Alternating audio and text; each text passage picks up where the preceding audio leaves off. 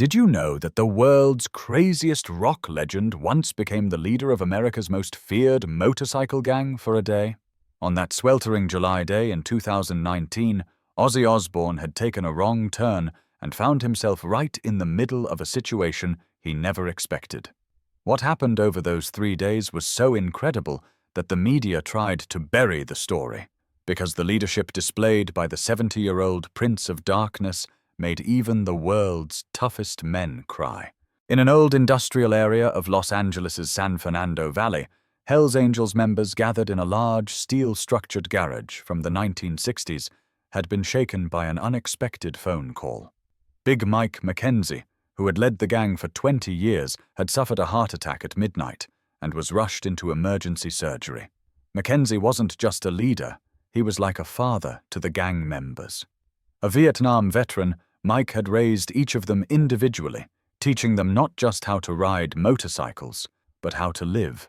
Now, as he fought for his life in hospital corridors, gang rules dictated that a temporary leader had to be chosen. That morning, 15 members had gathered in the garage.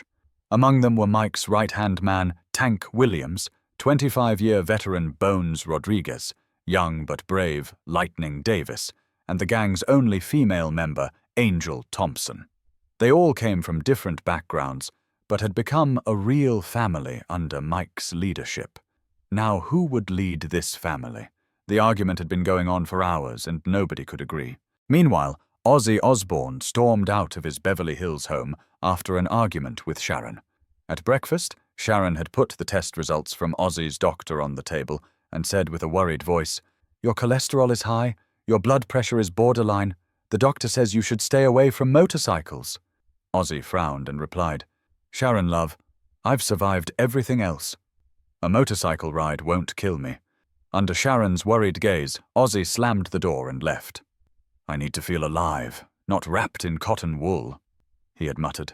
He really just wanted to experience that feeling of freedom. His newly bought Harley-Davidson Street Glide was sitting in the garage waiting to be tested. Even at 70, the desire to feel the wind on his face was calling to him. Unable to get his GPS working properly, he decided to use an old-fashioned map instead. "Bloody technology," he muttered in that familiar Birmingham accent. After riding for hours, when his fuel ran low, he found himself in an industrial area he didn't recognize at all. When he saw the Harleys parked outside the garage, he felt relieved. "Well, at least I'm among friends," he thought. From the engine sounds, he could tell these were professional riders. As he approached the garage door, he heard voices arguing inside. His curiosity was piqued. 50 years of stage experience had given him the ability to understand a group's mood from their voices. These voices carried not anger, but desperation. He knocked gently on the door. Tank, who opened it, didn't recognize the old man in front of him at first. He thought he was just an ordinary biker. "What are you looking for here?" he asked. But there was no threat in his voice, just caution. Ozzy laughed. "Just lost, mate. Looking for a gas station. But sounds like you folks got bigger problems than mine." The voices from inside had stopped. Everyone was looking toward the door. Tank was impressed by Ozzy's sincere manner. "Come in, old-timer. Maybe you can help us think this through." When Ozzy entered, he saw 15 people sitting in a circle. The atmosphere was tense but respectful. Just then, Angel carefully examined Ozzy and recognized him. "Holy shit! That's Ozzy Osbourne!" All heads turned. Silence fell. Ozzy, with that famous grin, said, "Well, cat's out of the bag now, innit?" Tank jumped up. "Mr. Osbourne, is it really you?" Ozzy nodded. "Unless there's another crazy British bloke wandering around LA. Yeah, that's me." The atmosphere suddenly changed. These men had grown up listening to rock music, and a legend was standing before them. "Mr. Osbourne," Bones said respectfully, "encountering you in a situation like this. Strange, but maybe it's not a coincidence." Ozzy frowned. "What kind of situation?" Tank explained, "Our leader is in the hospital, in critical condition. We need to choose a temporary leader, but we can't find common ground. According to our gang rules, a respected outsider can mediate or—" He paused. "Or?" Ozzy asked. "Or take temporary leadership?" Angel said. Ozzy was confused. He could almost hear Sharon's voice. What have you gotten yourself into now, Ozzy? But at the same time, he could see these people's genuine distress. The love and worry in their eyes when they talked about Mike reminded him of the old days in Black Sabbath. Right, he said thoughtfully. Tell me about your rules, your problems, and what kind of leader Mike was. Over the next hour, each member shared their memories of Mike. Lightning said, "Mike took me off the streets, saved me from drugs." Angel added, "He taught me how to ride a motorcycle. But more importantly, he taught me self-respect." Bones said with tears in his eyes, "We fought together in Vietnam. That man saved my life." Tank said with determination, "Mike wasn't just a leader to me. He was like a real father for these 20 years. He helped me hold on to life again. Protecting this brotherhood that is his legacy is my duty." As Ozzy listened, he began to understand these people. They weren't simple gang members, but a wounded family that protected each other. "All right," he finally said. "I've managed bigger egos in the music business. Let's see what we can do." Tank was surprised. "Are you seriously accepting?" Ozzy laughed. "I've been crazy my whole life, mate. This is just a different kind of crazy." The first day's first task was to resolve the territorial dispute with the rival gang, Satan's Riders. This problem had been going on for months, with both sides escalating the tension. After learning about the situation, Ozzy said, "Right, let's meet these Satan's Riders then." Tank was worried. "Mr. Osbourne, these are dangerous men. Their leader, Viper Johnson, is a very tough guy." Ozzy shrugged. "Mate, I've dealt with record executives. Can't be worse than that." A deserted gas station outside the city was chosen for the meeting. Ozzy had only one rule: no weapons, no violence. We talk like civilized people. The members looked skeptical, but showed respect for Ozzy's authority. When they arrived at the gas station, Viper came with 12 of his men. He was surprised to see Ozzy among the Hells Angels members. "Who's this old geezer?" he asked in a dismissive tone. Tank said proudly, "Our temporary leader, Ozzy Osbourne." Viper laughed. "A rock star, huh? Are you treating this like a game?" Ozzy stepped forward, casually put his hands in his pockets, and said in that legendary calm voice, "Listen here, Viper. I've been dealing with tougher crowds than you for 50 years. Some had guns, some had lawyers, some had both. You want to compare scars?" Viper's expression changed. There was an unexpected toughness in this old man. "This territory thing," Ozzy continued, "is ridiculous. You both run businesses, you both need money. Why waste time fighting over dirt when you could be making cash together?" Then he deployed that famous Ozzy logic. "I've made millions singing about war, but real money comes from peace. Ask any businessman." Viper paused. This logic sounded appealing. "What are you suggesting?" he asked. Ozzy mediated for 2 hours. He explained how competing companies in the music industry formed partnerships and made more money. "Look," he said, "you control the South Side bars, they control the North. Why not coordinate? Share information, protect each other's businesses, take a percentage from joint operations." This suggestion made both sides think. Finally, an agreement was signed. Even a joint cooperation protocol was prepared. Ozzy laughed. "Now that's what I call rock and roll diplomacy." Even Viper couldn't help but laugh. There was something different about this Brit. Not just being famous, but a real problem-solving ability too.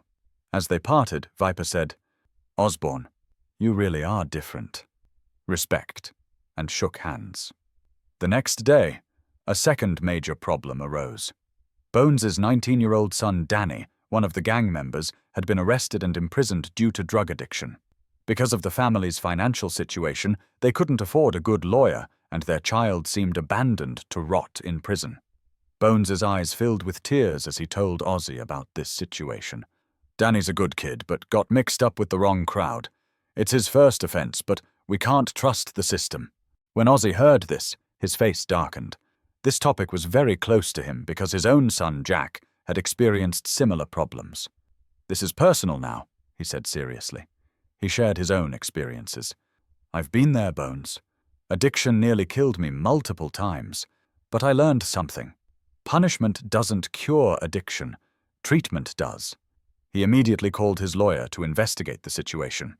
Ozzy's lawyer examined the entire file within a day. He learned that it was Danny's first offense, that he had agreed to participate in recovery programs, but couldn't get quality defense due to his financial situation. "Right," Ozzy said with a determined voice. "We're getting him the best defense money can buy. And when he gets out, straight to the best rehab facility in California. My treat." Bones couldn't believe it. "Mr. Osbourne, this is very expensive." Ozzy raised his hand. "Family helps family." That's it. That same afternoon, a third crisis erupted. Angel's 16-year-old daughter, Lisa, had attempted suicide due to bullying at school. She was in the hospital, but her psychological condition was critical. Angel was crying, "I don't know what to do. That child is my everything." Ozzy took Angel's hand. "We're going to that hospital right now." At the hospital, Ozzy had a long conversation with Lisa. The young girl was initially shy, but Ozzy's genuine interest affected her. He told her about the bullying he experienced in his youth, how music saved him. "Music saved my life, sweetheart. Maybe it can save yours too." He brought Lisa an acoustic guitar and started teaching her simple chords. "When words hurt, music heals," he said. Lisa's doctor was amazed by Ozzy's effect. This child hadn't spoken to anyone for days. "How did you manage it?" Ozzy said humbly. "I've been in dark places too, Doc. Sometimes you need someone who understands." Music therapy was added to Lisa's treatment plan, and Ozzy arranged for the best specialists. On the morning of the third day, good news came from the hospital. Big Mike's surgery had been completely successful, and he was now in a condition to receive visitors. The entire gang rushed to the hospital. Mike looked weak in bed, but the sparkle in his eyes hadn't disappeared. "What happened here?" he asked Tank curiously. "Ozzy Osbourne led us, Mike." "And how?" Mike couldn't believe it. "The Ozzy Osbourne? Seriously?" Tank told him everything. Peace with rival gangs, Danny's case, Lisa's situation, how Ozzy had found solutions to every problem. Mike couldn't believe his eyes. "This man solved problems in 3 days that we couldn't solve for years?" Angel nodded. "Mike, he didn't just lead us. He genuinely cared about our family." When Ozzy came to the hospital, he locked eyes with Mike. Two old warriors understood each other instantly. "Mike," Ozzy said sincerely, "you built something beautiful here. These people love you like a father." Mike's eyes filled with tears. "And you took care of them when I couldn't." "How can I thank you?" Ozzy laughed. "By getting better and continuing to be the leader they need." Mike made an official offer according to gang rules. "Ozzy Osbourne, we accept you as an honorary member of the Hells Angels. You also have the right to lead whenever you want." Ozzy thought. He imagined what Sharon would say. "You joined a motorcycle gang at 70? Are you insane?" Then he laughed. "I'd be honored, Mike." That evening, the gang organized a big party in Ozzy's honor. A simple stage was set up in the middle of the garage, and at Ozzy's request, Lightning prepared the drums, and Tank took out his old guitar. The first song was Iron Man. When they heard Ozzy's voice, tears appeared in these tough men's eyes. The words weren't just a song, but the story of the traumas, wars, and losses they had experienced. During Paranoid, everyone joined in, voices echoing off the garage's steel walls. When War Pigs began, the atmosphere changed. The Vietnam veteran members found special meaning in this song. While the party continued, good news came about Danny's case. Ozzy's lawyer had called. The indictment was weak, he could get out with community service, and the best rehabilitation center was ready. Bones hugged Ozzy and cried. "You gave my son life." Ozzy patted his shoulder. "Every kid deserves a second chance, mate. I got mine, now he gets his." There was also good news about Lisa. The music therapy at the hospital had worked miracles. The girl's morale had improved incredibly. Angel's eyes filled with tears. "My daughter laughed for the first time in months. You showed her the power of music." Ozzy nodded. "Music saved me when I was her age. Depression, confusion, feeling like an outsider. Music was my therapy before therapy was cool." When the story leaked to the media the next day, the whole world was amazed. TMZ ran the headline, Ozzy Osbourne becomes motorcycle gang leader for 3 days. CNN, BBC, Rolling Stone. Everyone was talking about this story. Ozzy told reporters with his typical casualness, "I've bitten bat heads, pissed on the Alamo, and survived decades of madness. Leading a motorcycle club for 3 days? Just another Tuesday for me." Sharon was shocked at first, then laughed. 70 years old and still surprising me. But you know what? I'm proud of him. Weeks later, Danny got out of prison and went straight to the rehabilitation center. Ozzy visited him. "Stay strong, son. Your old man believes in you. I believe in you. Now you have to believe in yourself," Danny said with tears in his eyes. "Mr. Osbourne, you saved my life." "No kid," Ozzy laughed. "You're going to save your own life. I just gave you the tools."